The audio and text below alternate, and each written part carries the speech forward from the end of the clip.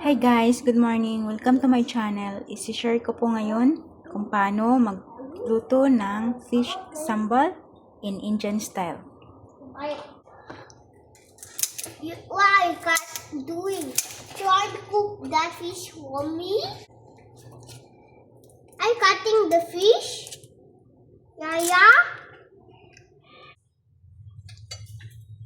I've got this. But I don't know. There's no difference between holding. Yeah. Just cut faster. I'm waiting for you. Lagyan po natin siya ng turmeric, asin tsaka turmeric. 1 ginger and garlic paste. I-marinate lang po natin siya guys. Bago natin i-fry. Fry na po natin siya guys.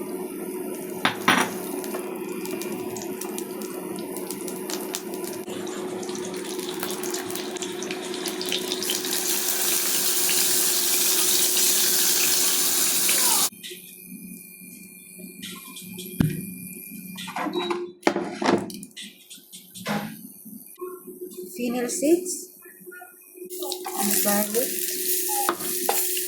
onion,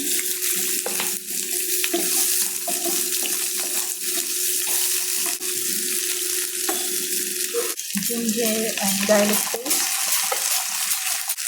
chili paste,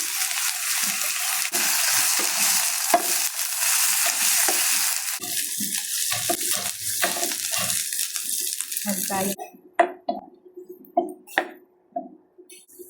fennel powder, cumin powder, salt.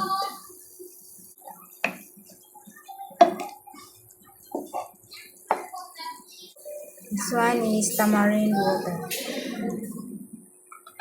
Ayan na po natin yung ating fried fish.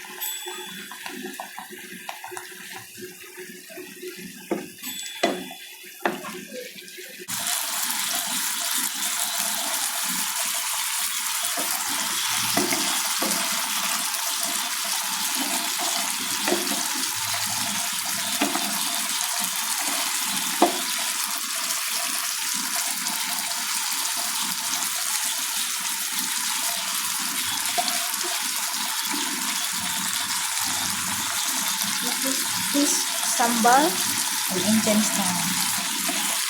It's ready to serve na guys. Thanks guys. Thanks for watching. Bye.